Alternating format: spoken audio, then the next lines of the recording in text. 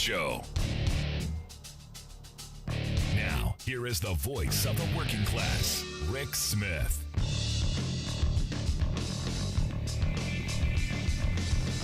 And welcome, brothers, sisters, working class heroes. This is the Rick Smith Show. Thanks so much for being here today on the big program. Lots to get to, lots to talk about. Hey, got a speaker. You crazy guy, but got a speaker. What's the phrase they've been using? Jim Jordan in a sports coat? Yeah, got a speaker. We'll get into all the craziness that around the speaker, but the big news of right now, the big news of this moment, the UAW and Ford have come to a tentative agreement. That means that the workers at Ford will be going back to work. And look, man, what an agreement it looks like they got. According to the press release that I saw, since the strike began, Ford put more than 50% more than what they were initially offering on the table than when this whole thing started. What the UAW is saying is this agreement sets up a new path to make things right at Ford, at the big three, and across the auto industry. They say, together we are turning the tide for the working class in this country, and it's about time. Now, from what I see from the agreement, base pay increase of 25%. That will go through April of 2028. The top wage will raise over 30% to more than $40 an hour. The starting wage will go up by 68% to over $28 an hour. This is returning this job to the almost the gold standard of working class jobs. They said that the lowest paid workers at Ford are going to see a raise of more than 150% over the life of this agreement. That enormous. And some of the workers are going to receive immediately an 85% increase when it is ratified. Now, look, they got a lot of the stuff back that they gave up, because of the Great Recession.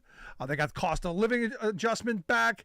They got a 3-year wage progression instead of I think it was 8. They also, and this is huge, this is enormous. They killed the multi-tier wage system. Done. That is fantastic. Some improvements to retirement security. That is fabulous. They got the right to strike over plant closures. That's a first for the union. This a big. Where's Joe Biden when I need him? Where's this is a big freaking deal. Where's that? Now the strike will continue at Stellantis and GM, but here's the thing. When one goes, generally the others follow, called pattern bargaining. So maybe we're going to start to see potentially GM and Stellantis come around, and maybe there's light at the end of the tunnel if this whole thing ends. And look, this is, again, big freaking deal. And as I keep saying, strikes work. When done right, when funded, when you have a clear message, strikes work. Now, of course, all of the economic people losing their minds. Moody's Investor Service, they did a study earlier in the month. They said, if they give raises and they do all the things, it could cost Stellantis a $1.1 billion. It could cost GM $1.2 billion. It could cost Ford $1.4 billion in the fourth year of the contract. This could be horrible. And I'm reading this, I'm going, yeah, it could cost them that kind of money. But understand, GM's net profit last year, this is what they put in their pocket after everything else, was over $11 billion. Stellantis, their net profit was over almost $18 billion. Ford's was $7.6 billion. So again, you're talking at Stellantis, what, $1.1 billion on 17.8. I don't know that that's enough, really. I know you want it all, Rick. No, I want a fair, equitable distribution of the wealth that these workers' labor creates. And all workers. We've been talking about this for days now. I mean, it's gotten to the point where the wealth class, they expect to take all the cookies off the plate and leave you with none. They expect to fill their pockets, to line their coffers, however you want to frame it. They expect to have it all. And then just the minimum of what it's going to take to get you in the door. And like I talked about on the show yesterday with the gas station worker, the reality is people have had enough. People are saying we demand better, we demand more. We demand to be able to support our families and keep a roof over our head. And look, while all of the craziness in Congress that's been going on over the last 3 weeks has been happening, families are still struggling. And look, this new guy that they've elected, he's going to be no help for working families whatsoever. So this is the direction of empowered workers have to take, because there's no help coming out of Congress, especially with this new speaker that they've got. Now, here's the weird thing, because as I've said, you've got these billionaires, you've got these rich people who they want things the way it used to be. They want the good old days, where they didn't have to share these massive amounts of profit. They want the good old days where they could just, line their pocket without question. And I look at this billionaire, this CEO, this Steven Schwartzman. Steven, he's going on about people working from home. And this is one of those things, because they really want control back. They really want the pre-pandemic world where they had all the control, all the power, and we were just happy to have jobs. We were just happy to be around, just happy to, just glad we can, stay poor. But this is what Steven Schwartzman had to say, and I got to tell you, it's another one of those moments where you go, CEOs just being CEOs and saying what they're saying, and you and me be damned. Here's Steven Schwartzman. People got used to staying at home, and it was actually more profitable for them to stay at home because, one, they didn't work as hard regardless of what they tell you, and the second is they don't spend money to commute. They can make their lunch at home. They don't have to buy expensive clothes, and so their incomes are higher. Just one or two quick statistics. In the U.S., in the office market, buildings are 20% vacant, unleased. Actually, there's another 20% that somebody's leased, but the people don't come in. So you're looking at office buildings that basically are 40% unused. So I expect when those leases roll off, the companies will cut back the amount of space. So say you have 30% unused space in office buildings, that means those office buildings are not survivable, as economic entities. Just not survivable. And here's the thing. My first thought on this, I got to tell you, I got to wonder if Steve's got some real estate issues. I got to wonder how deep Steve's money is into office buildings, because that seemed to be the mass of his concern. Got to get those people back to work so we can charge rent and we can line our pockets. But here's the thing that gets me. They didn't work as hard as they normally would, even though the data is out there. People worked hard. People did the work that they were supposed to do, which is how these companies are making wild profit. Again, it's maddening. And the fact that workers were able to save a little bit of money by not having to commute, by not having to buy, expensive new clothes to keep up with the office politics, that they didn't have to buy lunches, they didn't have to do all this stuff, that they were able to, make their home life better, have better life-work balance. Somehow that can't be had. That's bad for working people. And it's this kind of self-interest, because you know what? You got 20% of the offices that are vacant and 20% where no one shows up. That means that people like him, they could be, I'm not going to say hurting, because the guy's a billionaire. What is hurting? He's only a 900 millionaire. This is one of those moments where I look at this and I go, whose interest is he really looking out for? And is it in the good of the company, or is it the good of his personal pocketbook? Because a lot of the things that I've been reading about people working from home, people are actually happier. Workers are actually happier, are staying with jobs longer, and are actually, like it or not, believe it or not, more productive, because guess what? They're happy. And here's the thing, they don't miss as much work because they're already home. I'm not making this up. The data supports all of this. But again, you got folks like this who are worried about what's town center going to look like with no one showing up to these office buildings. I got a pretty good idea what to do with those office buildings. We could convert them into housing for homeless people. If we really wanted to think outside the box and really do something that helps, we could do some of that. Yeah. So good day today. Good for the UAW. I'm hoping the other two, Stellantis and GM, come around. But that's a big thing. I'm still amazed that the Republicans actually did vote for a speaker, and we'll be talking about him real soon. I want to hear your thoughts. Email me, rick@thericksmithshow.com. I'm going to take a quick break. Right back after this. Stick around. You listen to The Rick Smith Show. We're working people. Come to talk.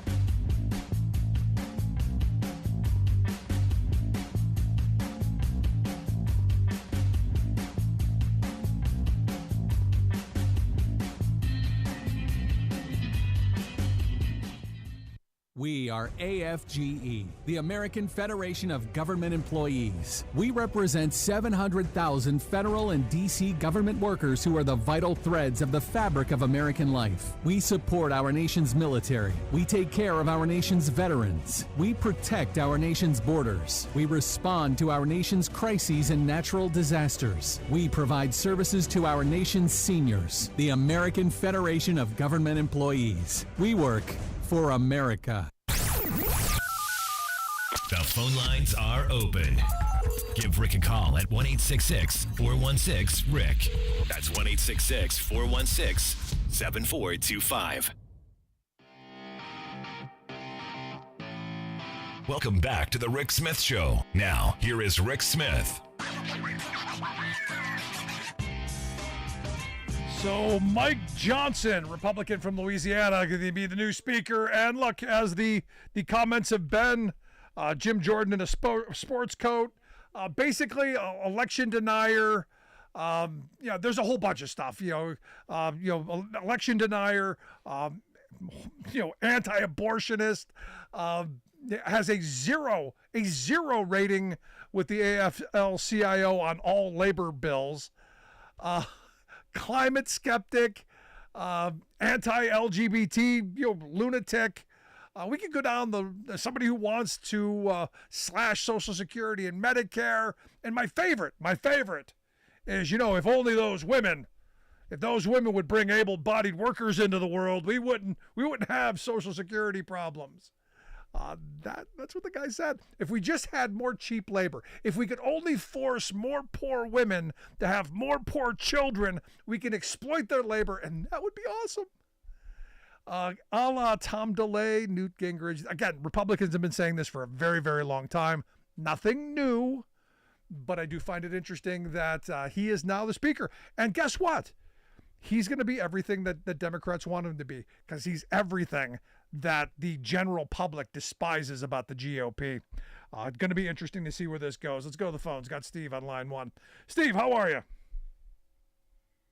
Yes, I'm fine. And I think it's a really interesting point you raised with regard to the attitudes that many people at the top of the food chain in our economy have, because I think that they're sort of having to reconcile this sort of very tight job market with what they want. I mean, they want their workers to be under their thumb. And they know full well that if they have interest in things like, as you alluded to, commercial real estate, we need to get the message out there. We need to have people back in the workplace. It's not that we're being more productive if that's happening. No, it's that the interest I have in commercial real estate is more valuable. And a lot of people are going to lose a lot of money in the years to come, because no, commercial real estate isn't going to come back, not to the degree that it was going to prior to COVID. COVID accelerated what was already a trend, but it took it to the level of being on steroids. I mean, we're a country that simply has moved on. The age of computers and high-speed internet has made it possible to have virtual meetings. You don't have to get on an airplane. You don't have to go into the office, at least not every day. And a lot of people, because of a tight job market, have opted to stay at home. Yep. And as you pointed out, okay, that has a ripple effect. When I got out of college, I went straight to Brooks Brothers and bought 2 suits. Brooks Brothers didn't make stylish suits that you want to wear out to a club on a Saturday night. They made suits that you wore to Anderson Brothers, and that sort of thing. Arthur Anderson rather. IBM. It's the kind of stuff that your dad or your granddad wore if they had a college diploma and they went into that kind of job in the 1950s or 60s. The Don Draper look. You had to have it. But, okay, you no longer have to go into work, or if you do have to go into work, it's casual. So nobody's shopping at these places. And, yes, office space is going empty compared to where it was 5 years ago, 10 years ago. Okay, we've been here before. What people recognize as lofts when they watch movies and television shows, lofts were converted factories in New York and Chicago and other places.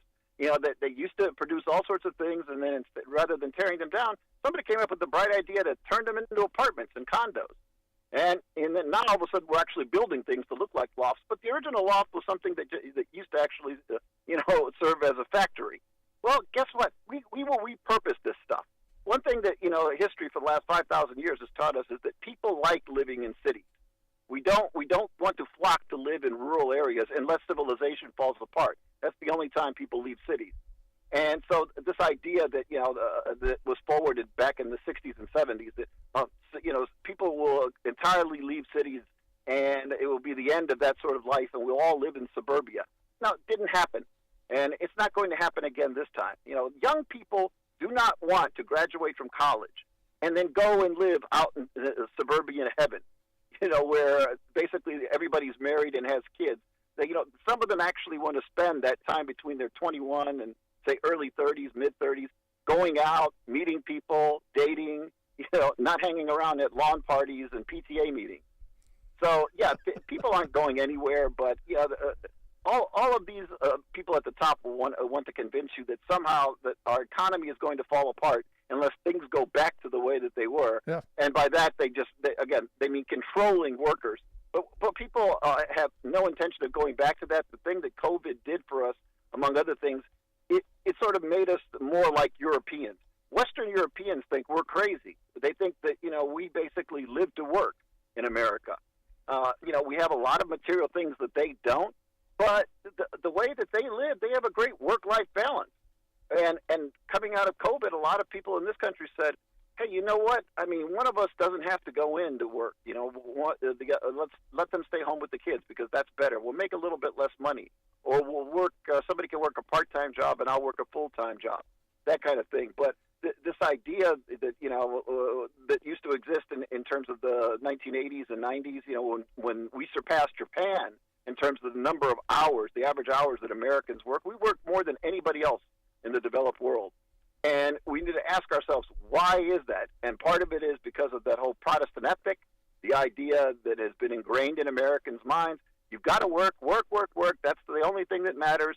And then you can buy the nicer car, the nicer home. You can have the nicer, and that will make you happy. Turns out material things don't make you happy. You look back and you say to yourself, I spent my whole life working. I didn't have time to go to my kids' baseball games. I missed birthdays. I missed anniversaries. All to do what? So that we bought a $6,000 square foot home instead of a 3,500 square foot home. That made us happier. No, Europeans found out that doesn't make you happy. We haven't found it out yet, but we're starting to. We're heading there. No, and look, if these people are so smart, they'll figure out how to repurpose all that stuff. I've got an idea. We can convert those office buildings into housing for homeless people, put some wraparound services in there. We could solve the homeless problem. I got a lot of good ideas of what we could do with those office buildings, but we'll see. Steve, I appreciate the thoughts, man. Thank you. Let's go to Alice on line 2. Alice, what's on your mind this fine day? On my mind, let me see. Well, for one thing, I find it highly ironic that the Republicans, of course, once more pulled a fast one and put in their, let's just call it like it is, a white cracker from the deep South. And yes, people, I said that, so go ahead and you can say that I'm a racist or whatever you want. I don't care. That's what he is. All right. I was going to go with Christo-fascist, but okay, you got your name. I'll stick with mine. Go ahead. What else has got you? Well, it's just you just sat there and go, really? You had someone that was, they get worse. They get worse and sneakier, slyer. And I'm going, and we're supposed to accomplish what? Because the only thing that they could agree on after however many weeks is to put this whack job in there. But they can't do anything else. And yet he says he doesn't want to work with Democrats. And I'm thinking, you do realize this is like a two-party system here? But apparently ignorance is in the air lately. I was talking to my cousin. She lives out in Seattle, Washington. This is the one who does the family research. And we were talking. She had sent an email and then followed that up with a phone call to our local historical society. And as usual, they did not know anything about anything that she was asking about or where it was at. And we were talking. And the reason why, of course, that nobody knows anything is the person that they have running the historical society is a Trump Republican, and I will say that about him because he is a distant cousin of mine. He has never been trained as an archivist. He's never been trained in any historical preservation manner, and he doesn't even have a college degree. But this is our Republicans nowadays. They don't care what they destroy as long as they get their way. And yes, I'm in the mood. I just had a run-in with Amazon after an hour and a half. I don't want to get into that. That's another day, it's another whole show right there. Appreciate your thoughts, that's what Alice. I'm saying. I don't want to get into it, but I'll talk to you later, Rick. You have a good evening. Thank you so much. Here's my favorite quote of the day. We're going to go right to this. Matt Gaetz says, if you don't think that moving from Kevin McCarthy to MAGA Mike Johnson shows an ascendance of this movement and where the power in the Republican Party truly lies, then you're not paying attention. And he's right. The power in the Republican Party is in crazy because these people are willing to burn down the house. These people are willing to destroy everything in this country to get their way. They're like 2-year-olds who, if they don't get their way, they're going to tear things apart. And the problem is the Republican Party, they're all bad parents. And they do nothing to pull these people in line. They've done nothing to rid themselves of this MAGA stuff that's really going to be the end of them. Because as I said a moment ago, the things that are going to be coming out of MAGA Mike over the next couple of months, wildly unpopular with the American people.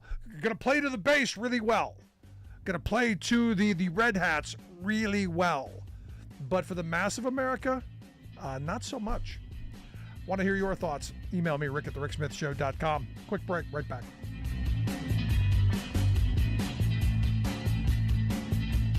I'm Rick Smith, and this is Labor History in 2.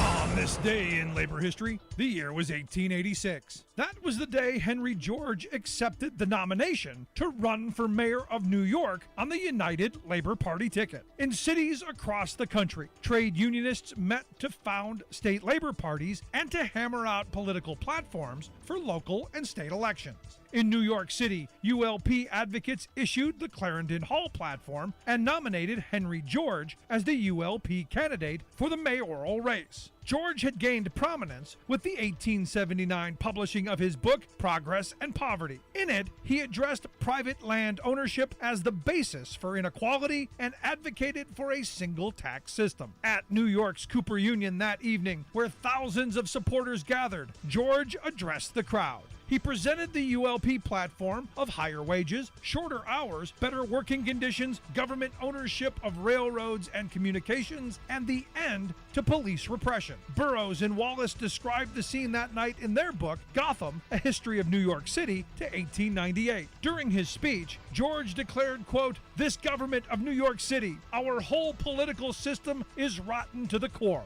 He argued that politicians had made a trade out of assembling votes and selling them to powerful interests. What business got in return was police protection, lax enforcement of housing and health codes, friendly judges, and fat franchises. To purify the political order, working-class voters had to sever ties to all the established parties and choose from their own ranks. For a party that had just been founded weeks before, George came in second. But like its sister organization in Chicago, the New York ULP would split over issues of socialism within a year. Labor History in 2 brought to you by the Illinois Labor History Society and The Rick Smith Show. Are you excited by or do you dread the upcoming presidential election season? Either way, buckle up, for it's only 12 weeks till the Iowa caucuses, and then, zoom, there's nonstop voting across America for the rest of 2024. Democracy at work. Well, unless you don't notice the plutocratic primary, where, presidential voting is already taking place. However, this balloting is only open to a teensy number of very exclusive voters, billionaires. These privileged ones don't have to go to public campaign events. Candidates come to them for closed-door tete-a-tetes, making undisclosed promises in exchange for millions of dollars in campaign funds. This secretive primary lets moneyed elites initiate or eliminate candidates' policies. Moreover, by granting or withholding large donations, billionaires can determine which candidates are considered viable, letting the super-rich have a heavy hand in choosing the choices that we commoners will have next year. The New York Times reports that this flexing of the money muscle was recently exercised at a closed meeting of GOP sugar daddies in Utah. Ron DeSantis, Nikki Haley, Chris Christie, and other presidential wannabes were on display, pleading with the donors to choose them as the party's alternative to Donald Trump and to shoo the other Republican contenders out of the race.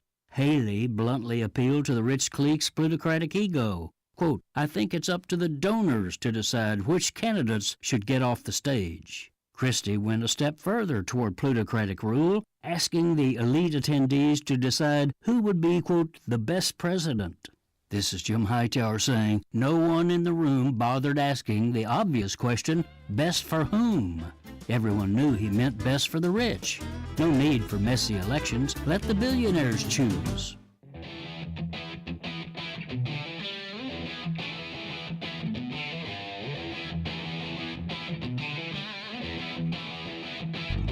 Welcome back to the Rick Smith Show. Now, here is Rick Smith.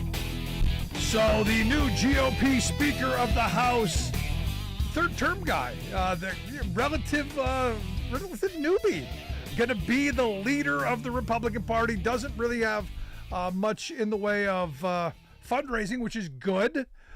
This means that, the Republicans will be handcuffed. But here's a guy who said, hey, we could just get those poor people that pump out more kids. We could have a lot more cheap labor.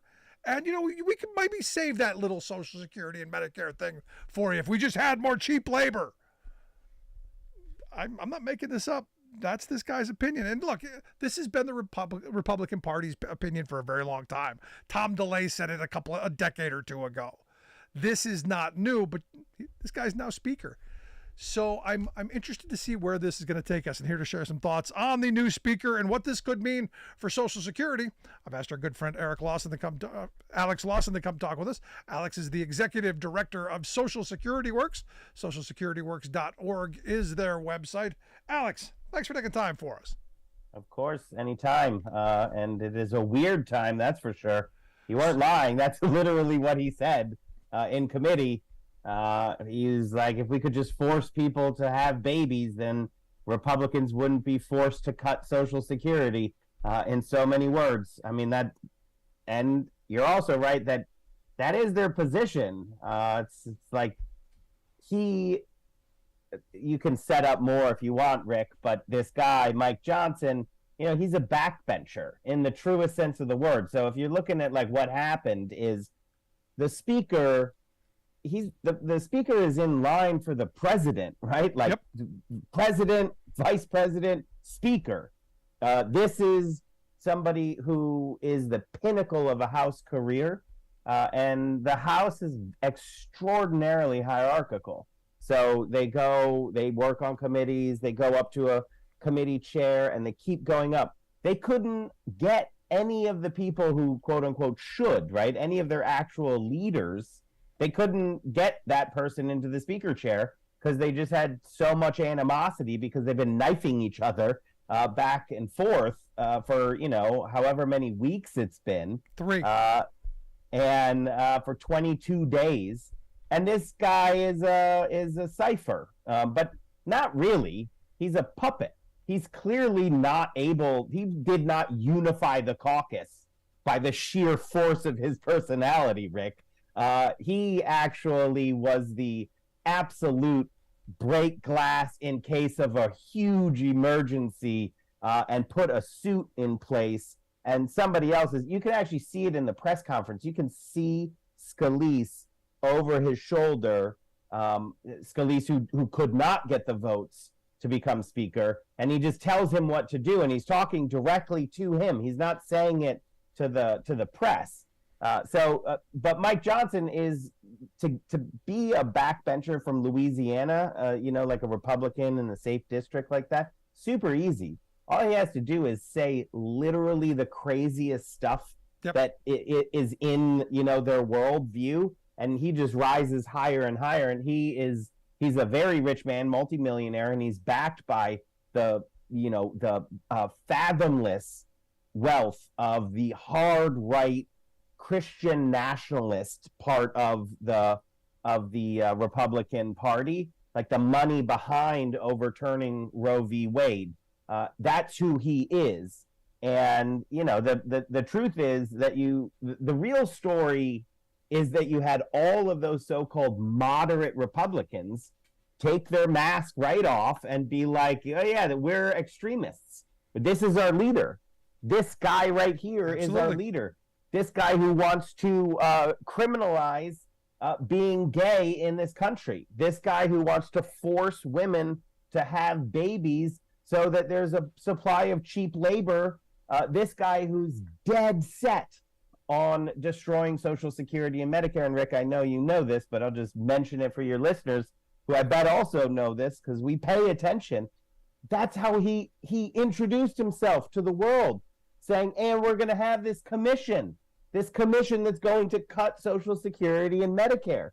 That's their goal. That's what they're doing. And I will say it is a dangerous moment because the weakness that they've shown in the House, you wonder, not too hard, but like, how are they going to get the government funded by November 17th? So he said they're going to do a short term, what's called the CR, the funding thing, and maybe kick it into January, punt it into the next year. But at some point, they're going to try to align their extremist point of view with the reality that they have to govern. And just like previously, they'll fail. Yeah. Right? Like the thing that took McCarthy down was that the extremist ideology that he wrote into his budget proposal, a 30% cut to the Social Security Administration, 30% cut across the board. Wow. To the government. That destroys the government, right? Like no more Social Security for people.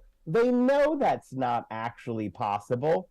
So McCarthy did what the only thing that he could do, which was fund the government. And then, the extremist MAGA right threw him out of office for that. I shed no tears for McCarthy. That man is absolutely an extremist himself. But they haven't solved that problem. You know what I mean? They haven't even kicked the can down the road. Is there a metaphor for this, Rick? what's it called when you're floundering and you just like throw, you're digging yourself deeper in a hole and pulling the dirt in on top of you. There's no way they're going to be able to square this circle. And it's completely out of step with the majority of Americans. And that's what that's the only hope that I have in this, that we're going to pay attention to what comes out of this House and how extreme it is, and the majority of people are going to turn them away in 2024, even with all of the gerrymandering and the rigging of states and all of that. The hope is that there might be some sane, rational Republican voters left who want to keep Social Security, because you're right. Johnson he's the enemy of Social Security. And that comes with all of this stuff. As you guys pointed out in your release today, raising the retirement age, decimating middle-class benefits, making annual cost of living increases smaller, moving towards privatization. Again, that's back on the table, which didn't we learn our lesson already on the privatization nonsense? So I think fortunately or unfortunately, I think it's unfortunately, the way our system works is so rigged. But in this instance, you said a majority of people, and for like presidential, it isn't. It's not a majority, because the majority of people are already rejected. It's just, the great compromise in setting up this country to create the Senate to protect slave owners, gave 2 senators from states that have almost nobody in them the same power as the 2 senators from the most populous states.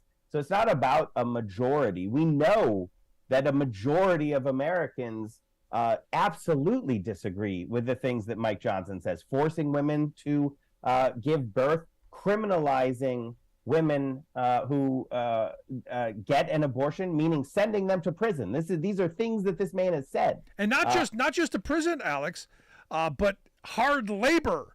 For 1 to 10 years and fines from $10,000 to $100,000. He's very proud of his state for doing that. And who he is alienating. This is my opinion. I look at this and I'm like, look, there are a swath of voters who I don't totally understand with my head. Like, I can't put myself in their shoes that often, but it is generally, people are really busy and there's a ton of propaganda. And there's there's a very small number of voters in like purple or suburban districts who do have a tendency to go back and forth. They're the swing voters, right? And they're not, that is not who these swing voters are. They're confused about who's on whose side, and we've seen it time and again.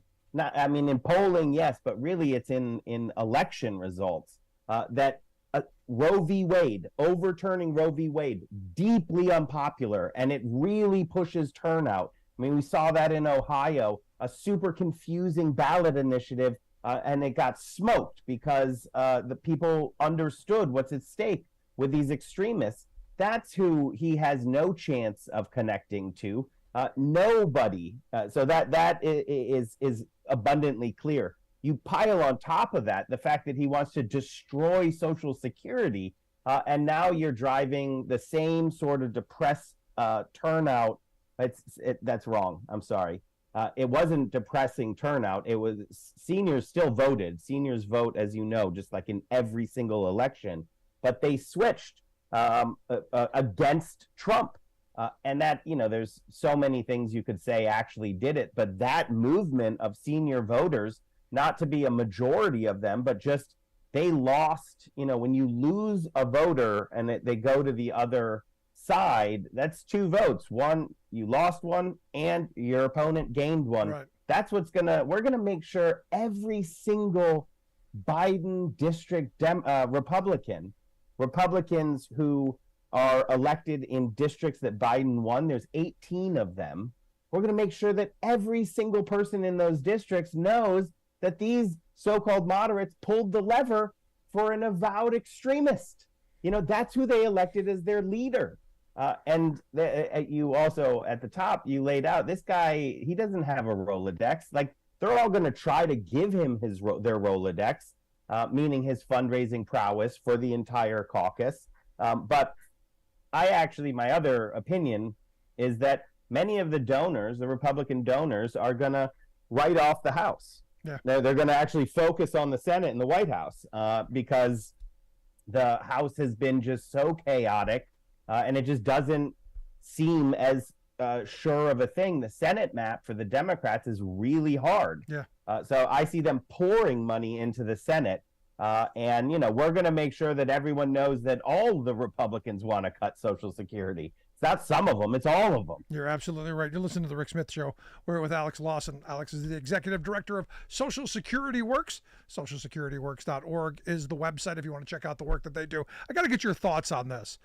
Representative Tony Gonzalez tweeted out about Mike Johnson. He said, Mike Johnson and I both represent two of the poorest districts in the country, but the richest in the values held by the great people of Texas 23 and Louisiana 4. He says, I look forward to working with him to help secure the southern border as our next speaker. What is he talking about?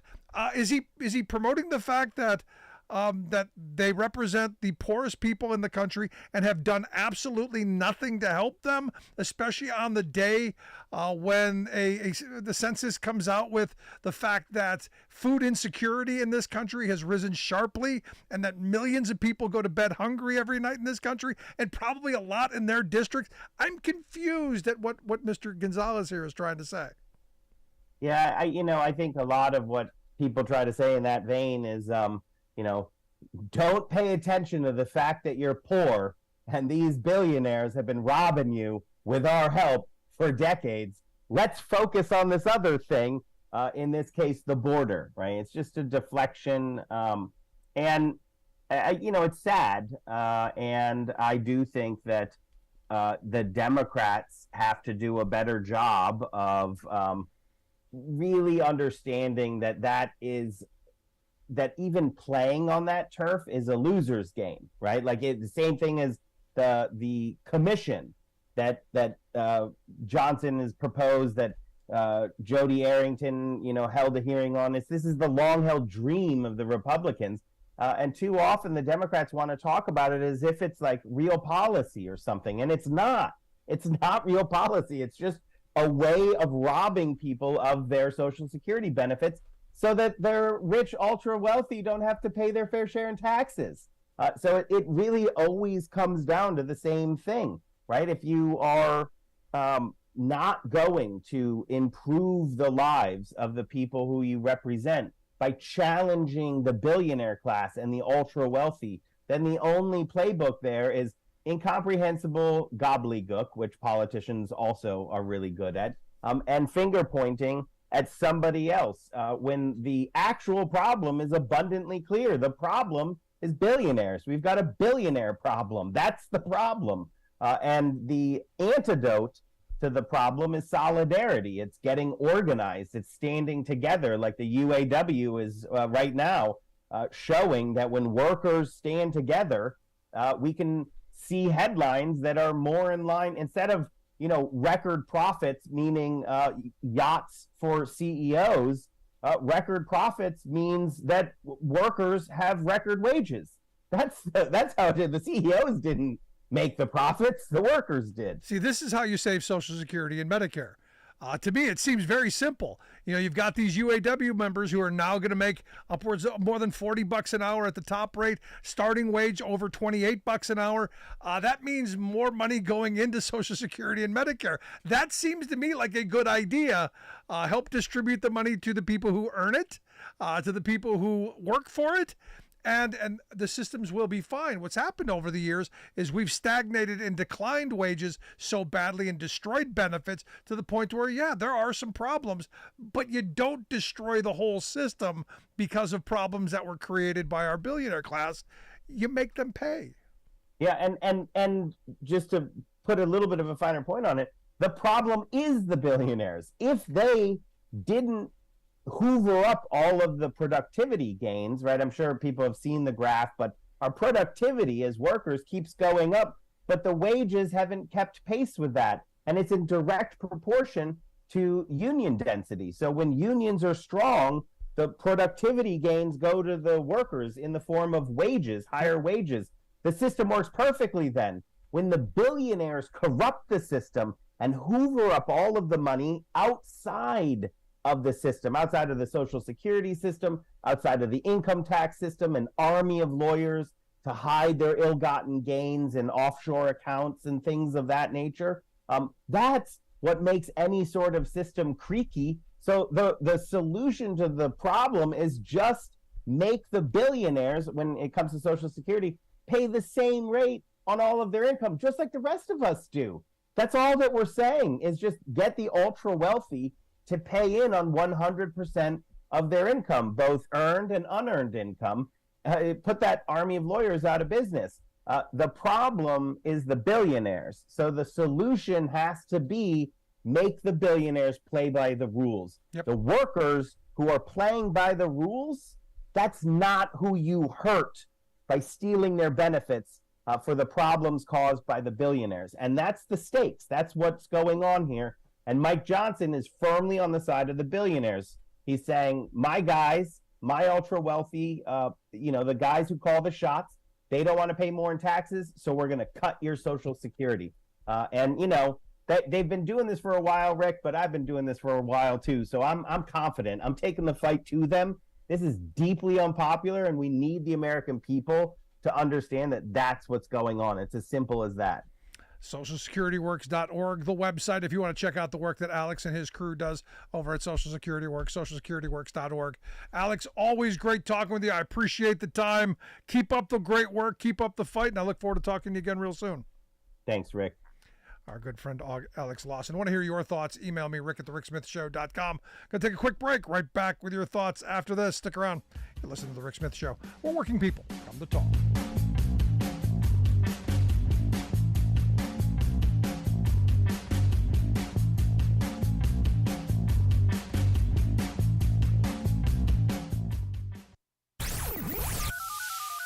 The phone lines are open. Give Rick a call at 1-866-416-RICK. That's 1-866-416-7425. I'm Rick Smith, and this is Labor History in 2. On this day in labor history, the year was 1990. That was the day that 8 of the 10 unions at the New York Daily News went out on strike. The paper had one of the highest daily circulations in the United States. The New York Daily News was owned by the Chicago-based Tribune Company. The strike began when management demanded major concessions from the delivery drivers, essentially forcing them out on strike. 7 more unions joined them on the picket line. In retaliation, management brought in scab labor. This caused the 9th union to join the walkout. The newspaper guild workers had planned to honor the picket lines, but not go on strike themselves. But according to an article in the Los Angeles Times, quote, said local guild president Barry Lipton, the editorial employees decided almost immediately at an afternoon meeting to go on strike rather than to work with any imported scabs and goons. Well-known journalist Juan Gonzalez was a strike leader for the local. By using replacement workers, Daily News management was able to keep the paper in production, but they found it much more difficult to get the paper distributed. Even where they could make delivery, many newsstands refused to sell the struck paper. The New York Times blamed this on intimidation from the delivery drivers. But they also acknowledged that some refused distribution either out of sympathy for strikers or an unwillingness to offend pro-union customers. To support the strike, the unions put on a concert headlined by Lou Reed, along with Pete Seeger, Q-Tip from A Tribe Called Quest, and other musicians. The strike lasted for 5 months, prompting the Tribune to sell the paper. Under new management, the strike was finally settled. Labor History in 2 brought to you by the Illinois Labor History Society and The Rick Smith Show. For more information, go to laborhistoryin2.com. You're listening to The Rick Smith Show, where working people come to talk. It really is quite remarkable when you think about it, what Republicans are willing to say out loud. I mean, really, it's amazing to me that they're now emboldened to say it out loud, as if we, the working class of this country, are going to take our Social Security being stolen from us. And these privatization schemes that they keep saying, oh, we'll privatize it. You'll have your own account and it'll be great. You mean like the 401k? You mean that wonderful thing that you sold us back in the 80s that was supposed to make us all millionaires? And the average person in this country has about, 18 grand in their 401k? Not nearly enough to retire on. And those defined benefit pensions that workers used to have, that, like my grandparents' generation had, that, helped them live the rest of their golden years with dignity and respect, those went away. Where'd that money go? Oh, yeah, it went to the pockets of the billionaires. How do you think we created such a large billionaire class? How do you think we went from having, maybe 1-2 billionaires to now over 1,000? And not just 1 billion, but multiple billions, 100 billions. How do you think that happened? Simple. More for them, less for you. And why do you think all of our systems are in trouble? Because wages have stagnated. And not just stagnated, but actually declined when you throw inflation into this. And I know most people don't remember what 30, 40, 50 years was like. I know most people don't remember that the standard of living in this country was actually higher. I know, we couldn't buy so much stuff. We didn't have as many options back then. And maybe that was a good thing too, but one income could support a family. One income. And not just, bare minimum, bare sustenance, just getting by, actually supporting a family. Taking vacations, buying a new car every couple of years, sending kids to college, all of those things. Vacations, which most people don't even know what that means anymore. Because what used to be a living wage has now turned into a desperation wage. Most people I talk to, they're just struggling to get by. Just making ends meet. Just making sure that the owners are paid back. And the question is when do we say enough is enough? When do we stop with all of the horse race politics and the divisive, nonsensical issues that they throw out at us as chum to get us, fighting each other over who knows what, whatever the outrage of the day is. Why isn't the outrage of the day that kids are going to bed hungry? As I said, the poverty rate is childhood poverty rate's gone back up. Thank you, Republicans. Food insecurity rose sharply in 2022. Thank you, Republicans. Why are you always blaming the Republicans? Because they're doing it. This is the problem.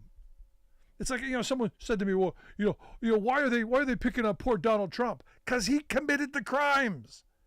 If it were you doing those things, you would be standing trial. Why is he different?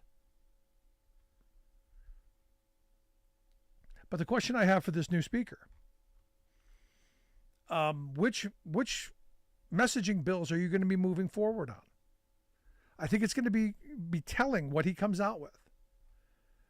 Because, Democrats have got to be, chomping at the bit, ready for what this guy is going to come forth with. Because it's going to be all red hat, all ideologically driven, and dead on arrival in the Senate, and certainly if it gets to the White House. But it's going to be in that wheelhouse of, hey, we're going to keep those kids poor. Because remember, this is the guy who said, we need those women pumping out cheap labor. And if they don't, we're going to fine them and throw them in jail. Because Louisiana law, 1 to 10 years of hard labor for anyone who performs an abortion. Anyone. That's them Republicans. Want to hear your thoughts? Email me, rick@thericksmithshow.com.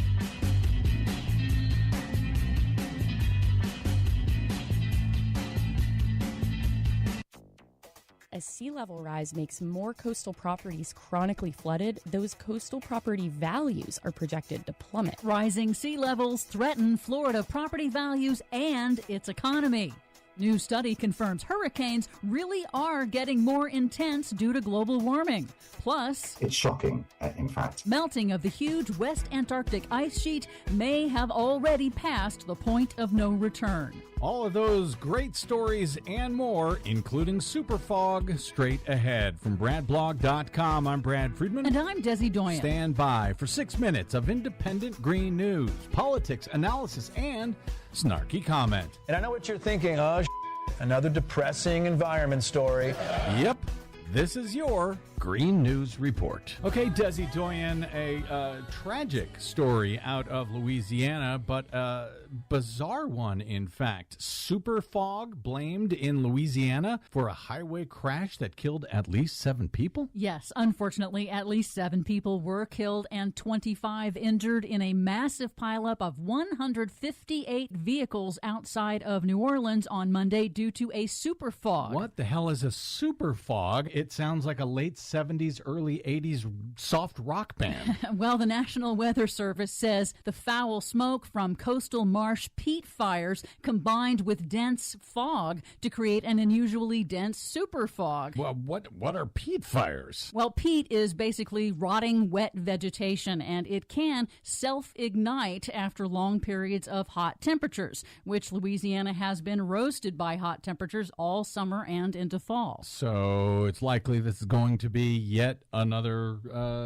part of our climate crisis? Yes, and it's probably something that's not going to get better with more global warming. And it's definitely something I haven't heard of until today. So add it to the list. What else you got for us today, Des? Well, October 2023 is on track to be the hottest October ever recorded by a large margin. Great. Since record-keeping began in the mid-1800s. That's according to a new analysis by the nonprofit firm Carbon Brief. That also means plentiful ocean heat energy to fuel storms. In the Pacific Ocean, Hurricane Norma joined the growing list of rapidly intensifying hurricanes, rocketing to a Category 4 storm before hitting Mexico's west coast over the weekend as a Category 1. Newly formed Tropical Storm Otis is also on track in the Pacific to become the 4th named storm to hit Mexico's west coast just this month alone. Wow, yeah, they got hit twice in 2 days just a week or so ago. A new study confirms that Atlantic hurricanes are getting stronger and faster due to warming of the oceans driven by man-made climate change. The analysis found that storms are now twice as likely to rapidly intensify within 24 hours into powerful and catastrophic major hurricanes of Category 3 or higher than they did 20 years ago. And that's something that we've also seen a lot of so far this year. Yep, and it matters because rapid intensification makes it harder to forecast a storm's track and gives vulnerable communities little time to prepare, especially for mass evacuations. The study also found there have been more Atlantic storms in the last few decades than in the 1970s and 1980s. Huh. I wonder why. In Antarctica, faster melting of the West Antarctic ice sheet is likely now unavoidable, a new study warns, suggesting that future sea level rise may be greater than previously projected. That's even if governments succeed in achieving their promised emissions cuts. The study projects the rate of ocean warming and Antarctica's ice melt are both likely to triple due to humanity's ongoing greenhouse gas emissions. However, the researchers said reaching emissions targets will help to stabilize the ice sheet from further melting after 2100. Good luck to us. In Florida, an ominous warning from a new Florida State University study on the impact of rising seas on Florida's economy. The study found that 1 million Florida properties are projected to see chronic flooding in coming decades. Property taxes from those specific properties account for a third of local operating revenue in towns across most of the state. Worse, local planners and managers aren't aware of the coming financial impacts of climate change. In an interview with NPR, co-author Professor William Butler said the study is a wake-up call for a looming budget crisis for towns and the state. We're not forecasting a future. What we're doing is letting people get ahead of that future, we hope, so that local governments can start to say, hey, wait a minute, we need to be preparing ourselves. So when this happens, this is going to slam the tax base, which is going to slam the state state of Florida, and I guess Ron DeSantis is not going out of his way to let his own constituents know about it. Doesn't appear to be so. Well, that's what being a climate denier is all about. For much more on all of these stories and the ones we couldn't get to today, check out our website at greennews.bradblog.com. Find, follow, and share us planet-wide on the Facebooks, Mastodons, and sites still known as Twitter at Green News Report. Are you tired of think tank approved corporate news and commentary? Are you tired of CEOs telling you what to think, who to hate, and who to vote for? Well, welcome to the Rick Smith Show. We don't take orders from some boardroom, and we don't do focus groups or talking points. We don't work for them, and we never will. I'm Rick Smith, and I work for you. Join us daily at thericksmithshow.com and download the podcast and never miss a minute.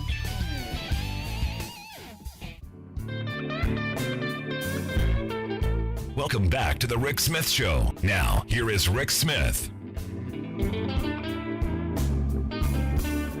So again, I'm looking forward to seeing what Speaker Johnson has in store for us. And I know everyone's focusing on, him being the anti-LGBT, anti-abortion, basically the guy who's going to bring Christian Sharia law to America. I know people are focused on that because those are important. But I also see him as the child labor guy. This idea that we're going to force those poor women are going to pump out poor workers, and oh boy, we can profit. And then we won't need immigrants. You remember Tom DeLay a number of years said that, we wouldn't need any immigrants if we just had cheap labor, homegrown cheap labor.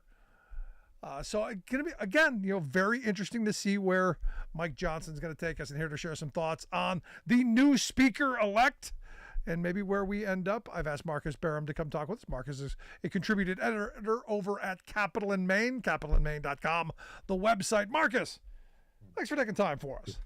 Rick, thanks for having me. Busy night. Busy indeed. So what do you think of this new speaker choice? Surprised? I am surprised. I mean, it looked like, there was a lot of glee about the mayhem happening on the Republican side. There was even like memes last night of Elise Stefanik like congratulating every single possible candidate from McCarthy, through obviously Steve Scalise up to Jim Jordan, and how embarrassing it was to have these constant like over the top congratulations. And yet they ended up with probably, a more conservative speaker, arguably, and somebody who is very smooth talking. I mean, that's kind of his reputation. I think he looks very presentable. He doesn't look like insane or crazy or that far right, but he is very conservative. I mean, all these clips are surfacing now tonight about how he's mentioned that cutting Medicare, Medicaid, and Social Security is the number one priority. That was a recent video when he mentioned that. And his labor record is worse than McCarthy's. Yeah, zero. AFL-CIO did a tracker that in 2022, he never voted with the labor organizations with the AFL-CIO's positions. And his record, he's voted against union policy positions about 90% of the time. Whereas McCarthy opposed them about 88% of the time. So even worse than McCarthy when it comes to labor issues. So it's really, I think it's going to be a really difficult time for the labor movement and for anybody who has moderate to liberal policy positions. Yeah, I mean, but to be honest, the reality is the House was never going to get anything done anyway. You could put the craziest of the crazy in charge of the Senate, and we have someone who I believe wants to enact Christian Sharia law here. Put those women back in the kitchen, those gays back in the closet, and those minorities back in the field, doing our cheap labor. I believe that. I believe this is that guy. But it doesn't matter. They can pass all the craziness they want. It's not going to get out of the Senate, and if it does eke its way out of there, Biden will veto it. So in this moment, I'm not concerned, but I am concerned for down the road because I look at all of these states that are rigging, the House elections for the coming election and beyond, and I'm kind of concerned that all of these antics, all of this chicanery, all of this nonsense isn't going to hurt them. Right. No, absolutely. And that it does, it bodes poorly for 2024, and it gives a lot of concern. I mean, look, the New York Times called him the architect of Trump's congressional allies and their attempt to overturn the election and to contest as much as possible. And he really was the one. I mean, there was a quote I tweeted today from even in one of those meetings, they obtained some audio and some of the transcripts. Even Chip Roy, conservative lawmaker from Texas, pushed back on Mike in one of these meetings and was like, whoa, we can't do that. Like, I mean, we have to be a little more pragmatic. You can't have your crazy populist, steam train run over. And that just shows how conservative he is, that even some of his colleagues who are, quite conservative were kind of alarmed at how seriously and how dogged he was about overturning the election. This is the weird moment that we're in, because you've said conservative a number of times, and he's not what I think of as old school conservative. Right. I mean, I don't know when crazy got is synonymous with conservative. Maybe it's always been that way, but true honest conservatives believed in institution, maintaining institution, not tearing them down, believed in elections, not destroying them. You believed in personal responsibility and not having an overreaching government, but yet here's this guy on the opposite of all of that stuff. So I don't know what he's conservative about. That's the weird thing to me. Yeah. Or you could say radical in some ways. I mean, like even Reagan, I think, respected that division between church and state, and not having religion dominate your policy positions and policy debates. And yet he really seems like he's a true believer. Like he really wants to have his faith guide much of his policies and guide the debate that's happening. And look, I'm okay with his faith, leading him down his path. I'm okay with that. But I don't want him telling me I've got to follow his path. And that's what's concerning about these MAGA zealots, is that it's their way or we're going to burn everything down. And I think Matt Gaetz said it best when he was saying look at what we've done. We've got MAGA Mike. Anyone who we went from Mike Johnson to MAGA Mike, and look what we've done. You're not paying attention if you don't see where the real power lies. And he's trying to say that himself, because they're literally willing to burn this country to the ground. I mean, it's all about power is what it comes down to. And so principle, is out the window, except for like the most extreme principle. It's just concerning because I remember observing him over the last few years during hearings and being like, oh, this is someone to kind of watch. He's young. He's very well spoken. Yeah. He's obviously smart. He was a lawyer for many years and knows how to articulate himself, unlike a lot of members of Congress who you look at and you wonder how they got elected in the first place. And here he is in one of the most powerful positions in the country. So 2 heartbeats away from being president. Yeah. And that's the scary part of this. And here's the thing. I go back to that child labor part of this, because this is something that's really been eating at me. Yesterday we had Timothy Noah on the program talking about his piece. When did the GOP become the child labor party? Because you look at what's going on around this country. We're lowering the bar for children to enter dangerous jobs. We're lowering the bar to get more kids into doing more work, longer hours, all of that stuff, which to me is the wrong direction. And I look at someone like this guy who's been quite frank. Hey, we need more cheap labor. And then his zero voting record with labor. To me, there's a problem here. Yeah, and it's concerning because it feels like the ground is shifted. Like 20 years ago, you never would have been able to say, oh, let's like loosen child labor laws and allow kids to take on some dangerous jobs. People would have been like, that's crazy. I'm conservative and a Republican, and I believe in, tax cuts for the wealthy and everything, but that's nuts. And everything has shifted so that as the Republican Party has gone far right, and that's become their middle stance, all of a sudden this has become sort of like a normal position to take. Yeah. And state after state, and from state lawmakers to federal lawmakers, it really is shocking how that's happened. That child labor of all things could become a position that someone would articulate, whether it's Sarah Sanders or Mike Johnson. No, it's going to be interesting to see where this goes. You're listening to The Rick Smith Show. We're here with Marcus Barham. He's a contributing editor over at Capital in Maine. If you want to check out his work, check out the website, capitalinmaine.com. We'll get links out on social media. Got to get your thoughts on the big news coming out of the UAW today. A settlement at Ford looks, from reading what they've gotten, looks like a really good, really productive strike that the UAW members came out on the positive on. It really does. I mean, it's kind of amazing how, 30 raises of 33%, and, not just the 25% wage hike. It's a lot more than the 2019 deal that the UAW made for the 6% raise. I mean, this is like a whole world beyond that. And our starting wages will jump 68%. That is just, it's incredible. And I think it's because the automakers and the big three especially feel they have no choice. They're really like backed into a corner here. And that's, I think due to a lot of smart union strategizing. The UAW was very strategic, really unlike in previous times when there's sometimes been a lot of hot air and, they haven't been like the most aggressive or the most strategic about how to pursue actions and strikes and negotiations. Here, they really show that they've learned a lot. They've been very savvy, very smart, whether it's like on the picket line or through social media and, using memes all over, Instagram and elsewhere. It's really clever. And I think people will be studying this for years to come. That and look, the winds were blowing in the right direction. Coming out of the pandemic, people have had enough. You look at the fact that these companies are wildly profitable now.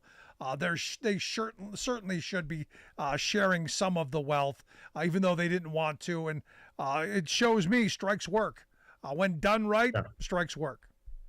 Yeah, and I think people saw that even wage increases weren't keeping up with inflation, and people kind of obviously there's a way to blame the companies, the employers, for not raising wages higher, even higher, and the fact that some of these big companies were taking advantage of inflation to kind of jack up prices. And so there was a lot of like built up resentment about that. Yep. And I think that backed up some of these companies into a corner where they felt that they had no choice. How long before GM and Stellantis come along? Yeah, this will have a ripple effect for sure. Sorry, what were you asking? How long before Stellantis and GM come along? It's it's hard to say. It could be very soon, I think. I hope so. Just because momentum is building. Yep. And then, hopefully, you could see it extends to, other, especially foreign automakers from Hyundai and, VW and others who've been very resistant in the past. No, this is a good day. When you empower workers to fight for better wages, hours, conditions, when you give them the tools to do it, look what you get. But Marcus, right. I appreciate the time. Always good talking with you, my friend. I look forward to having you back again real soon. Thanks again. Yeah. Good talking. Our good friend Marcus Barham. Make sure you check out the website, capitalinmaine.com. We'll get links out on social media, how you can take a look at that. Quick break, right back after this. Stick around. Listen to The Rick Smith Show.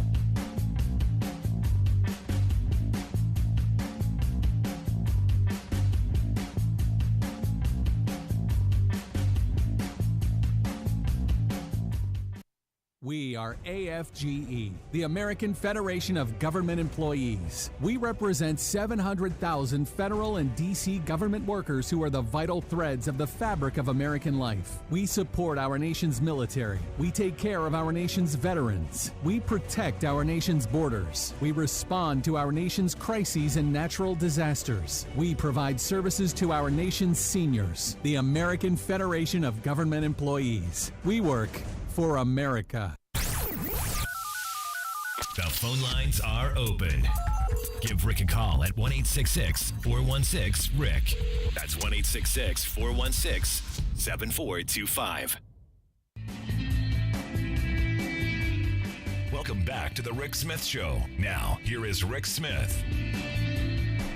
So a bunch of emails of folks, not thrilled with Mike Johnson, but a bunch of them agreeing with me on we'll see what he comes out with. I'm going to give him a shot. We'll see.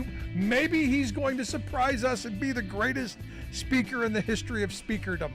or maybe he's going to do exactly what we think he's going to do and follow the Red Hat Brigade. I'm sure we're going to get some of that. Let's go to the phones. Got CJ in Madison on line 1. CJ, how are you?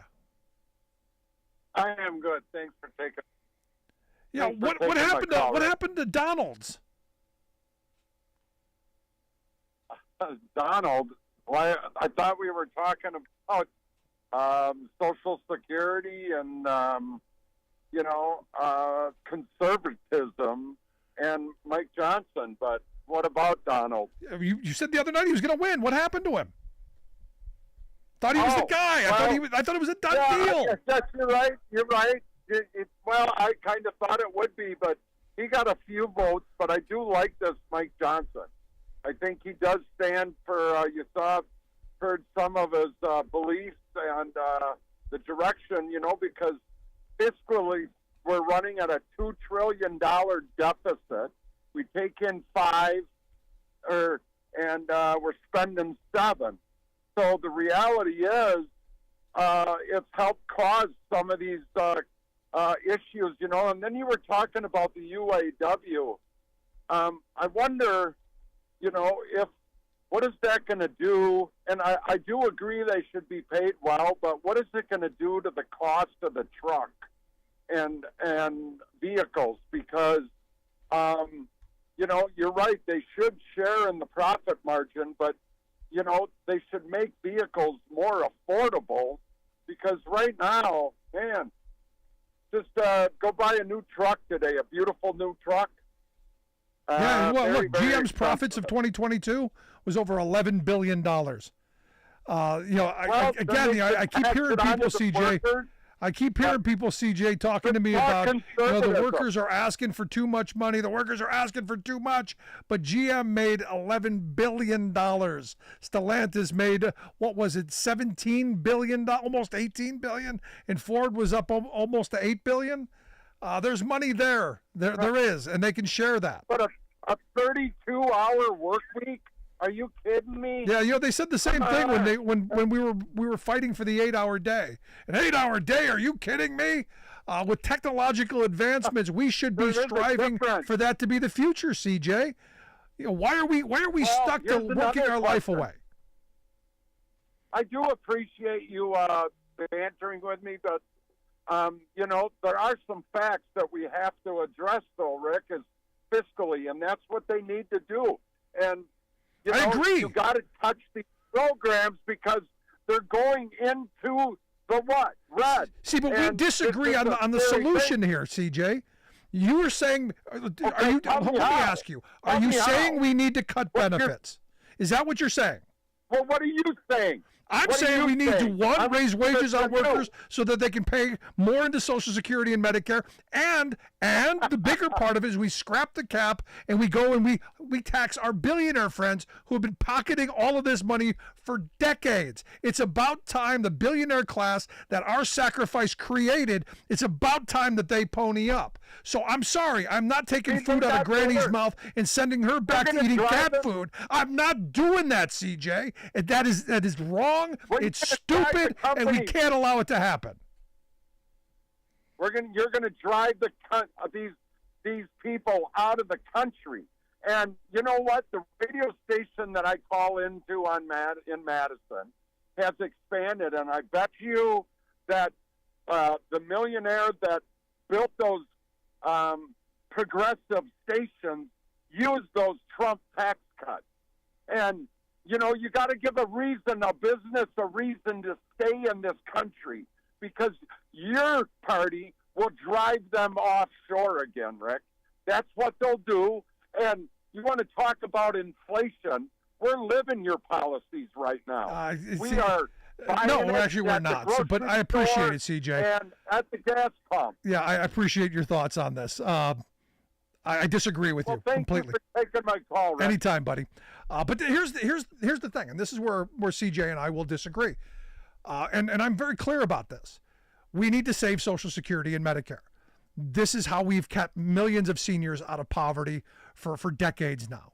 It's what helped my grandparents, along with their pension, their defined benefit pension, and their savings. It's what gave them the opportunity to live in dignity throughout their lives, and they ended up passing in their homes without asking for charity or any of that stuff, or being a burden to anyone. This, I don't think, is that difficult.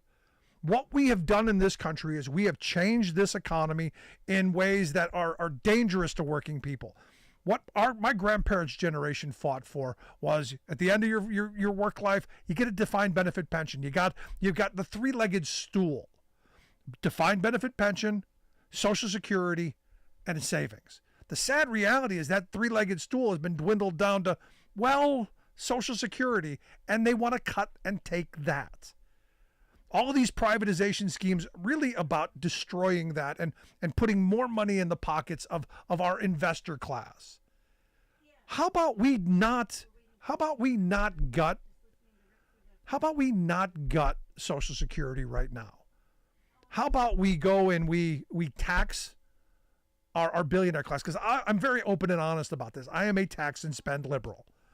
I believe that the things that we need, roads, bridges, health care, retirement security, you have to have and you have to pay for. And you pay for that by doing what? Taxing people. And who has the money? The very wealthy. That's where you go. And yes, I'm sure the guy who built the progressive stations in Madison, I'm sure he used the tax code. But you do understand that that guy is part of the patriotic millionaires who's saying, hey, tax people like me much more. Because there are millionaires who are out there who are going, I don't want to be a third world country. I don't want to be a country where there are two groups of people, us having all the money and then everyone else struggling to make ends meet. You know what made the 50s and 60s so great? We had a distribution of wealth in this country because we had strong unions, we had a high top marginal tax rate, and we had government investment. All things that my Republican, quote-unquote, conservative friends are dead set against. And what we've done, and look, for years I was saying, we should pick our favorite billionaire because we created them. We gave them the opportunity to have the kind of wealth that most of us can't even fathom. We did that through lower wages, less benefits, less retirement, less health security, less. We did that. And I think now coming out of the pandemic, and look, I look at this UAW strike as about time. About time workers said enough already. Now on the Social Security front, had we had wages that kept up with inflation, this is where CJ and I will agree, inflation is a serious problem. I disagree at where the right says it's coming from. It's not Biden's policies. A big part of it has to do with corporations are making wild bank. They're making enormous profits. They're lining their pockets. And what was supposed to trickle down, did it? Have you been trickled on? And if you have, was it the river of gold and honey that they told you it was going to be? Was it paradise? Was it nirvana? Or was it yellow and salty? That's the question. So for me, if we're going to save Social Security, and I think we have to, I think it's imperative that we have a social safety net in this country that says, no, we're not going to make granny eat cat food. No, we're not going to allow seniors to work their entire lives and end up destitute. We've seen this movie before, and it's not a good one. Yeah, we're going to save Medicare and Medicaid because we don't want to put seniors into old age homes and warehouse them like garbage. We've seen that movie. It didn't end well. We are the wealthiest country in the history of civilization at its wealthiest moment. Yeah, we've got debt.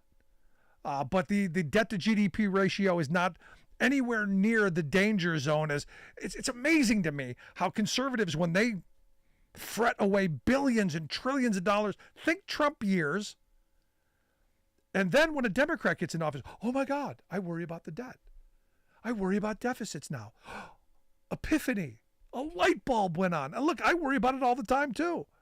But my solution for it is the way forward. We have a tax code that pays for what we need. Sorry, Taking food out of the mouths of children, unacceptable. Kicking granny to the curb, unacceptable. Not doing it. But I want to hear your thoughts. Email me, rick@thericksmithshow.com. We'll take a quick break, right back. Stick around.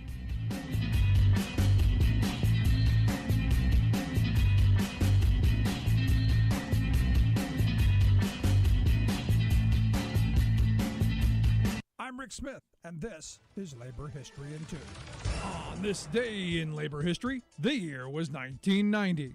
That was the day that 8 of the 10 unions at the New York Daily News went out on strike. The paper had had one of the highest daily circulations in the United States. The New York Daily News was owned by the Chicago-based Tribune Company. The strike began when management demanded major concessions from the delivery drivers, essentially forcing them out on strike. 7 more unions joined them on the picket line. In retaliation, management brought in scab labor. This caused the 9th union to join the walkout. The newspaper guild workers had planned to honor the picket lines, but not go on strike themselves. But according to an article in the Los Angeles Times, quote, said local guild president Barry Lipton, the editorial employees decided almost immediately at an afternoon meeting to go on strike rather than to work with any imported scabs and goons. Well-known journalist Juan Gonzalez was a strike leader for the local. By using replacement workers, Daily News management was able to keep the paper in production, but they found it much more difficult to get the paper distributed. Even where they could make delivery, many newsstands refused to sell the struck paper. The New York Times blamed this on intimidation from the delivery drivers. But they also acknowledged that some refused distribution either out of sympathy for strikers or an unwillingness to offend pro-union customers. To support the strike, the unions put on a concert headlined by Lou Reed, along with Pete Seeger, Q-Tip from A Tribe Called Quest, and other musicians. The strike lasted for 5 months, prompting the Tribune to sell the paper. Under new management, the strike was finally settled. Labor History in 2 brought to you by the Illinois Labor History Society and The Rick Smith Show. For more information, go to laborhistoryin2.com.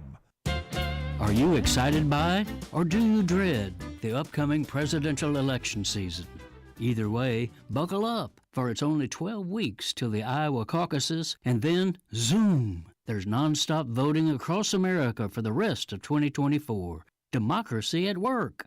Well, unless you don't notice the plutocratic primary, where, presidential voting is already taking place. However, this balloting is only open to a teensy number of very exclusive voters, billionaires.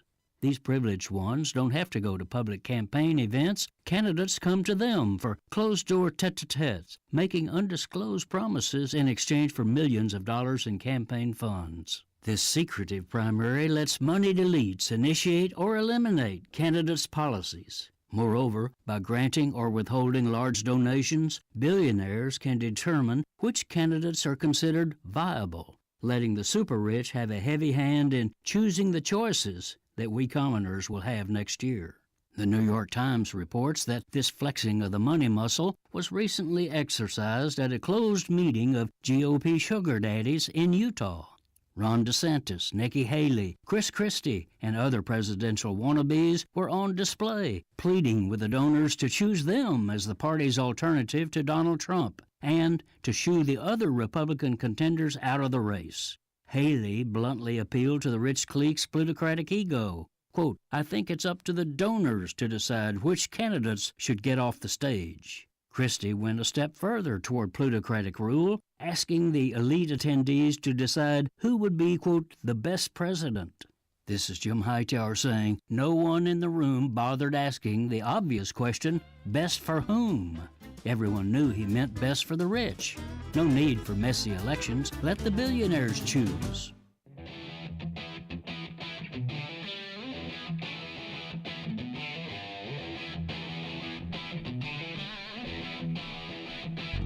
Welcome back to the Rick Smith Show. Now, here is Rick Smith. So my next guest has a new film coming out. I guess sometime in the spring is what's being thrown out. It's called Long Knife.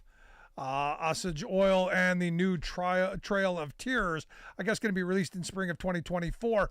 And that's why I've asked my good friend Greg Palast, who's known for his investigative reporting for the BBC, Democracy Now! And Rolling Stone. He has been investigating the Koch brothers for 30 years now, and this movie now going to help maybe tie a bunch of that together. You can catch Palast's reporting at gregpalast.com. He's at Twitter at Greg_Palast. We will get links out on how you can see, look, hear, participate with our good friend Greg. Greg, thanks for taking time for us. Glad to be with you again, Rick. So, got a new movie. You're one of the most prolific filmmakers I know. I mean, you had the one from Georgia. Now you got this coming out. Tell me about it. Oh, yeah. Well, I don't want to be prolific. It's just that these issues come up. In this case, my producer, George DiCaprio, his son, Leonardo, is making a film. It just released a film this week called Killers of the Flower Moon. And that's a story. This is Scorsese's great epic with Robert De Niro and Leonardo DiCaprio. And it's a story of the Osage Native Nation in Oklahoma and what happened to them in the 20s, known as the Reign of Terror. What happened was that they went to this, they actually purchased, unlike other tribal groups, they actually purchased their reservation. They bought the land and said, okay, you white guys won't bother us because this land doesn't grow anything. It's a terrible place, hot in summer, bad in winter. You won't want this. And then they they hit the biggest oil find in American history to date at the beginning of the last century. And that was their problem because the U.S. government said, well, you got all these Indians with all this oil. And for a short time, for a decade, they were the richest people per capita on the planet because of their oil, the Osage. And the U.S. government said, forget it. So the U.S. Congress passed a law. They auctioned off their oil to companies which hadn't existed yet. Phillips Petroleum, which Phillips Conoco now, Getty Oil. This was old man Getty's first big oil strike. Exxon. All these companies came out of the Osage oil. So they took off with the Osage oil, but they left the natives, the locals, with what were called stripper wells. They just produce on average 15 gallons of fuel a day, of oil a day. That's it. You see those pump jacks, those little horses? They have really little ones. Thousands of them all over Osage Reservation in Oklahoma. 15 gallons a day. So you can't run pipes to them. So in the early 60s, the Bureau of Indian Affairs, which has kind of taken control of this occupied territory for sure, as the chief standing bear says to me, it's a military occupation. And what they did was they had a contract with some small operators out of Wichita called Koch Oil. And they sent around Koch trucks to pick up all the Osage oil and pay them for it because, again, you couldn't take pipes to these tanks. So they'd take out a tanker truck, roll up to a little jack pump, which would have a tank near it that would fill up, and they would take out the oil and write down how much they took. So it was, an honor system where Koch oil, which is very honorable, they would take 30 barrels of oil and write down 20. And they did that 10 to 10 Osage wells a day, hundreds of drivers. I added up back 30 years ago, believe it or not, I was an investigator on this case. The FBI was on it too. And I calculated, I was what's called a forensic economist, which is a detective who's good with numbers. And I calculated that Koch Oil had stolen $2.4 billion worth of oil from the Osage Indians. And then that's just the beginning of the story, because it's a story of believe it or not, the FBI did send out an agent after Senators DeConcini and McCain held an investigation. And you'll love this one, Rick.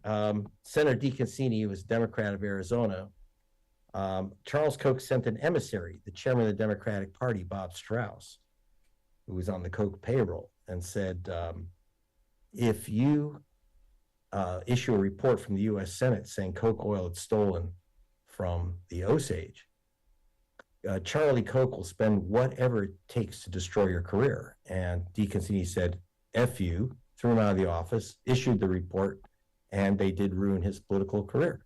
But that wasn't the end of it. They sent the files photos, you name it. They had 50 confessions from Coke drivers saying Charlie personally ordered us to do this personally. He's one of the few billionaires that actually goes out and gets his hands dirty in the thievery.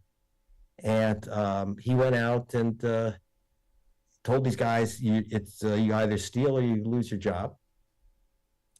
And so they had the confessions of the drivers. They even had a confession from Charlie Koch himself, believe it or not, the U.S. Senate. I got a copy of that. Of course, because he's entitled. They feel entitled to this stuff. And by the way, he used a phrase because we had him wired. Some of his execs wired. And when asked, why are you stealing a few dollars? You have to understand, these are the poorest people in America. They were living in busted out trailers. They needed these $300 a month checks from Coke. Remember, there was no food stamps at the time. It's in the early 60s. And they needed this to survive. And Coke was stealing all their money. So one of his guys said, why would you steal like $10, $20 a month from some poor Indian family? You're a billionaire. Why would you bother? And Coke said, because I want my fair share. And that's all of it. He used that several times. And and then what happened was the indictment, an indictment was drawn up, drafted by the FBI for the Department of Justice. They provided all the evidence, all the information, all the confessions, the videotape of the steals, the whole thing. And a grand jury was impaneled. They prepared to charge Charles Koch with racketeering, the same thing that Trump is facing, RICO, and theft from an Indian reservation. Koch would be in jail today as we speak, except that this was not only the beginning of Koch Oil's fortune, it was also the beginning of the Koch Oil political machine. Because until that time, Koch was not involved in partisan politics at all, because Daddy Koch founded the John Birch Society, the right-wing, rabid attack machine. Charlie continued it as head of the Birch Society, funding it after his daddy died in 1961. And they didn't like politics. They didn't like the Republican Party. They didn't like the Democratic Party. They didn't like any party. But when Charlie Koch was facing jail time, he basically bought every senator in sight. He put massive hundreds of thousands of dollars into campaigns like Bob Dole's campaign, who was Republican majority leader at the time. He put in hundreds of thousands into the campaign of Senator Don Nichols, the Republican of Oklahoma. And not only that, but he offered Nichols so much money. Dig this. Nichols resigned, left the Senate to become a Koch lobbyist. So you got to imagine how much this guy was paying. Yeah.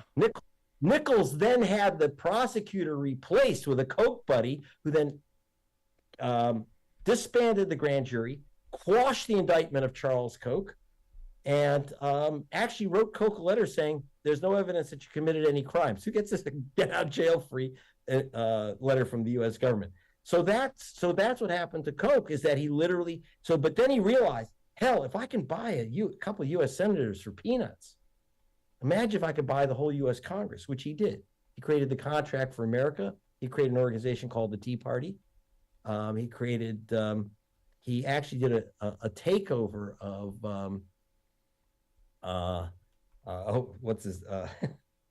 Ron Paul's organization, which became Citizens for a Sound Economy and later Freedom Works and later the Tea Party. And he literally stole the election in 1994, the midterm elections, to make Newt Gingrich Speaker of the House. When I say he stole it, he put millions of dollars through a cutout company called Triad. Remember, this is before Citizens United. It's a go-to-jail crime to have corporate contributions to candidates, and that's what they did. This is a felony crime. Charlie Koch is a crime wave. Don't worry about being sued, because I'm going to tell you something. That little coward will never agree to stand up for another deposition. He did that in the U.S. Senate. He almost ended up in prison, so he won't do it again. So he's not going to sue me because he's a coward, right, Charlie? And but we'll have in our film. So this film is the same people that are the center of the story of Killers of the Flower Moon. That story ends about 1923. It's 2023. And so we are going to have bring it up 100 years. And what's interesting, you have some of the same characters in our documentary as in the film, because Scorsese wanted to make it authentic. So he says, I need like a native leader who can speak Osage, who, you know, wears pigtails and traditional clothes. And one of the actresses, local actresses, Osage had been hired, said, well, my dad is very traditional, but he's the chairman of the tribe. The tribe's resource council is also a standing bearer, the elected executive chief. It's complicated. But anyway, so he says, but he talked the chairman of for the Osage into appearing in the film. But basically, he said, when Scorsese handed him a script, he said, listen, white boy, you're not going to tell me what I say to my own people in this film. And he gave his own speech, including some anachronisms. He talked about genocide, a word that wasn't even invented till 1944. But he wanted to, when he was speaking about what white people were doing to his people, poisoning them not only with strychnine and cyanide, but poisoning them with their money, poisoning them with their oil lust. And he said, you know, no one's helping us, and this is genocide. And he wasn't talking about 100 years ago. When you see that speech in the film, I want you to know that that actually is the leader of the Osage today. And he's saying, this is what's happening to us today.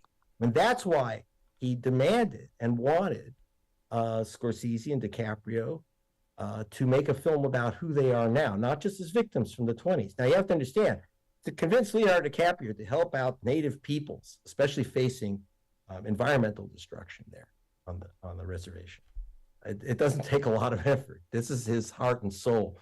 You know, he gets in a lot of trouble because he takes progressive political positions. But so Leonardo didn't hesitate. And of course, his father, who is my producer on this film and my film about vote suppression in Georgia, great documentarian that I work with. You know, he was totally committed to helping the tribe tell their real story. So what you got here is the rest of the story. Our story begins where Killers of the Flower Moon ends. And it's interesting. You'll see some of those people that you thought were just actors. They were playing themselves in the film. Wow. I'm looking forward to seeing it.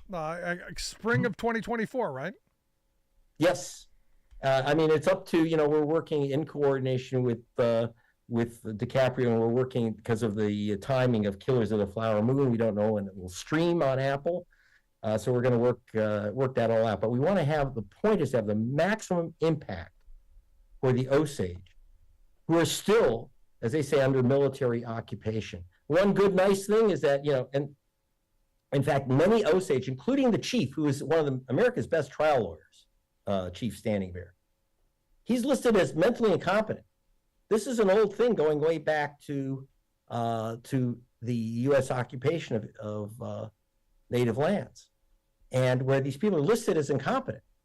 And you know, including, by the way, we have tomorrow, Joe Biden is going to announce that Maria Tall Chief, who we call Maria Tall Chief, is America's first prima ballerina, will be on the new quarter coin.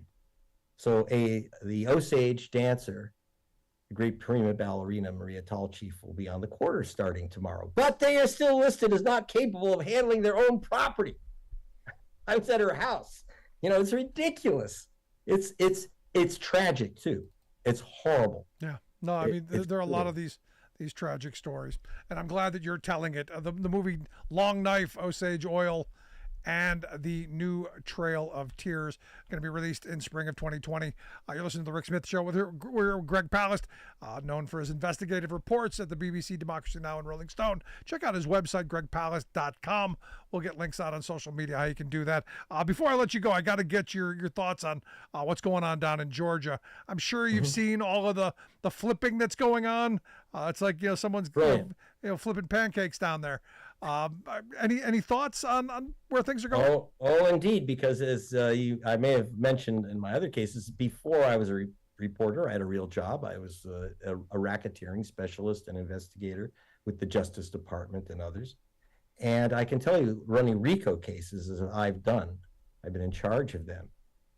This is like a kiss on the mouth from Angelina Jolie, if that's your preference. I don't want to, when your witnesses, when your defendants flip. Now, understand how important this is, because Sidney Powell, there were 3 lawyers who just flipped and became state's evidence. Now, 2 of them, Sidney Powell and Cheeseborough, I always forget his first name, but the lawyer Cheeseborough, they were charged with breaking into the Coffee County machinery, voting machinery, et cetera. The problem with that, Rick, is that all that stuff is public information. I don't know why they went through this whole skullduggery. So they're being charged with taking something which is public. Right. There was a fraud that they were accomplishing. Anyway, they got away. They were going to get away with that, except that they were worried this is going to bankrupt these people. And then they realized that they were also being charged with abetting Donald Trump in overturning the election. So they now have to testify. They've been given a slap on the wrist. Cheeseborough got a felony count, 5 years of probation. Sidney Powell, who was at the center of the conspiracy and promoted it, and in fact, she confessed to lying, making a fraudulent presentation of stolen votes to the Georgia legislature. That's one of the crimes that she pled guilty to. Right. But she will only have a misdemeanor, and Fannie Willis, the prosecutor, is writing all 3 lawyers a letter to their bar association saying that, basically, in effect, don't disbar these people. So they get to keep their careers, all in return for one thing, to say that Trump was involved. Now, what is the crime? And this is very important for people to actually understand what the crime is, because there's been a lot of misunderstanding. The basic crime that they're facing, a charge that they're facing in Georgia, Trump and his co-defendants, is creating lists of false electors. Under our Constitution, you and I, Rick, don't get to vote for president. Only these people called electors. Right. We get to vote for the electors. Now, who are the electors? Well, they're, each state gets to come up with their own system. You don't, to have it. You don't even have to, there could be any system. But you actually have to be elected to be an elector. These people, under Donald Trump's direction and these lawyers' guidance, they found a bunch of poor schmucks in Georgia and other states to say, okay, I'll be an elector. Well, guess what? You can't just be an elector and then vote for president of the United States. It's like me. I'm here in LA. If I suddenly says, you know what? I'm mayor of Los Angeles. Let me sign. I'm vetoing those bills there, and I'm going to sign those bills there, and I'm going to stop the garbage trucks. And wait, but you didn't get elected. That doesn't matter. You actually have to be elected to be an elector. And not only that, they can't even say that they were jacked out. They can't say, like a lot of Trump people, well, Trump's electors were really elected in Georgia. That they stole those 11,000 votes that Biden won by. No, these people weren't even on the ballot because they couldn't get the electors. Trump's own electors said, we're not signing pieces of paper saying we were elected because we don't want to go to jail. Yep. So they found these fools to sign papers under oath saying, I was elected and now I get to vote for president of the United States. Well, no, you don't. Not if you sign a false piece of paper. And they did it under the advice of these attorneys. Now, an attorney telling you to sign a fraudulent piece of paper, not just any piece of paper, but one which is in direct violation of the law called the U.S. Constitution, which is mail fraud, wire fraud, conspiracy. I mean, these lawyers were taking these people and basically not telling them, you know what? You guys can end up in jail until the cows come home. Yeah. No, it's so at least. Yeah. I was watching bad Jen news for her plead guilty, and her argument was, I should have done my own research. I shouldn't have listened to the more experienced older lawyers who told me things that weren't true. I loved that argument. What law school did she go to? Well, the old guy in the firm told me. Oh, really? He told you it was okay? You can rob a bank because you're a lawyer? Yeah. And what they did was, it's as if the lawyer said, you can rob that bank. It's okay. Yeah, we'll get you off. Don't worry about it. No, that's not how it works. That's when the consigliere pulls a stunt like that, the consigliere goes to prison too. And that's what these people are facing. So this is really, really bad news for Trump because unless someone flipped, frankly, it was going to be very, very hard to convict him. And they have flipped like pancakes. Yep. So we will see what happens. But Greg, as always, good stuff, my friend. Looking forward to the movie Long Knife. Can't wait for that to come out, and I'm sure you'll be back to share some thoughts when it comes out. Yep, and you can see the trailer by going to gregpalast.com. There you go. Good Greg. Stuff. Thanks so much, Greg Palast. gregpalast.com, the website. Quick break. Right back. Stick around.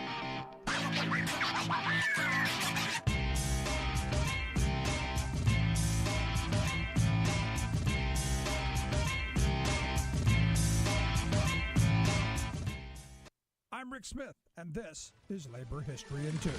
On this day in labor history, the year was 2002. That was the day that working people of the United States lost one of their greatest champions in Washington. Two-term Minnesota Senator Paul Wellstone died tragically in a plane crash. The crash took place just 11 days before Election Day. Wellstone was running for his third term in office. His wife, daughter, 3 aides, and 2 pilots also died in the crash. Wellstone was known for fighting for those who didn't have a voice in the halls of power: the poor, the workers, the farmers, the seniors. He once famously said, "I'm here to represent the little fellers, not the Rockefellers." The most impactful legislation the senator passed was the Paul Wellstone Mental Health and Addiction Equality Act of 2007. It required insurance providers to treat mental health at the same level that they would provide for physical health care. When he died, the United Electrical, Radio, and Machine Workers of America remembered Wellstone as the strongest voice for America's working families in the United States Senate.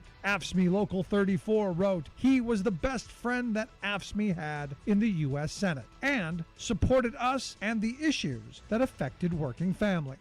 At a 10-year commemoration of his death, Minnesota Governor Mark Dayton called Wellstone the conscience of the Senate. In January, the AFL-CIO established the Wellstone Award. The award honors elected leaders who take a strong stand for workers' freedom to come together in unions and who fight for social and economic justice. Wellstone once said, "Politics is not about power. Politics is not about money. Politics is not about winning for the sake of winning. Politics is about the improvement of people's lives." We could sure use more senators like Paul Wellstone today. Like what you hear? Check out more at laborhistoryin2.com.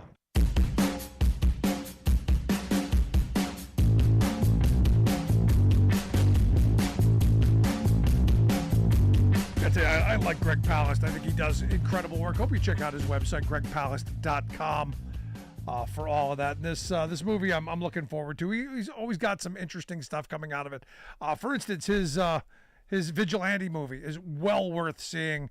Georgia's vote suppression hitman. Again, the stuff that Republicans are willing to say out loud is quite remarkable to me. He actually got a woman, to admit that she challenged thousands of voters in Georgia, didn't know a single one of them. Got a guy to meet with one of the voters that he challenged. He never met him.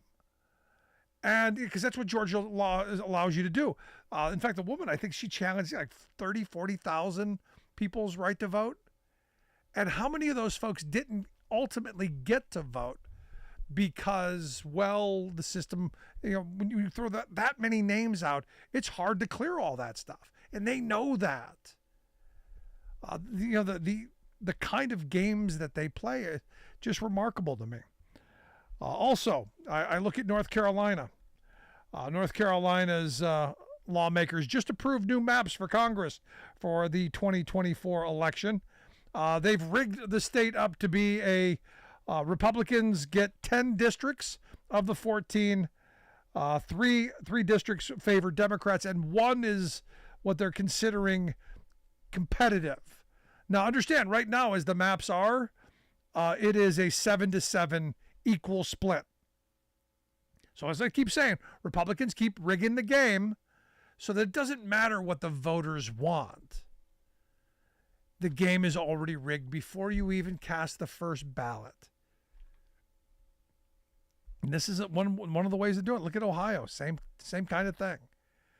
You have Republicans who are going, you know what? We don't care what the Supreme Court says. We don't care what the law says. We're going to do what's in our best interest. Again, another reason why there should not be elected officials setting the boundaries.